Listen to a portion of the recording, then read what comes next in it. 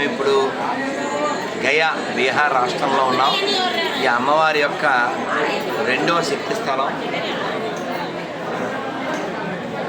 మహామంగళాదేవి, మంగళ గౌరీదేవి అంటారు.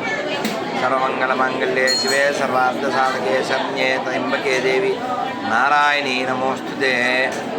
మీరు ఒకసారి పరిశీలన చేయండి. మన దేశం శివ సంబంధంగా, విష్ణు సంబంధంగా, శక్తి సంబంధంగా, నదీ సంబంధంగా,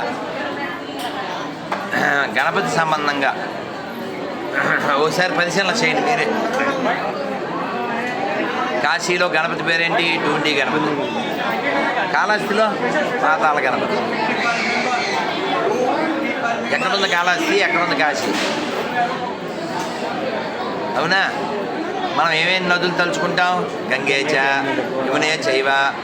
సరే, ఆ రెండు. తర్వాత గోదావరి, తర్వాత సరస్వతి, నర్మదే, సింధు, కావేరి. అంటే ఉత్తరం దక్షిణం భేదం లేదు.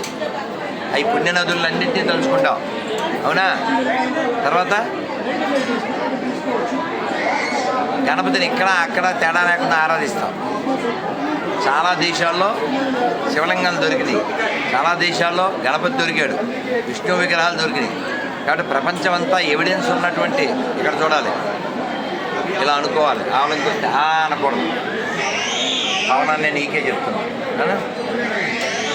ప్రపంచం అంతా మన విగ్రహాలే దొరుకుతాయి. ఎందుకని? ప్రపంచం అంతా మనమే ఉన్నాం, మనదే అయ్యింది. కాబట్టి అమ్మవారి యొక్క అనుగ్రహం పొందడం కోసం ఇది చూడండి. శక్తిపీఠాల్లో 18, అందులో 3 ఎక్కడున్నాయి? ఆంధ్రప్రదేశ్, తెలంగాణ. కాబట్టి మనందరం ఒకటే.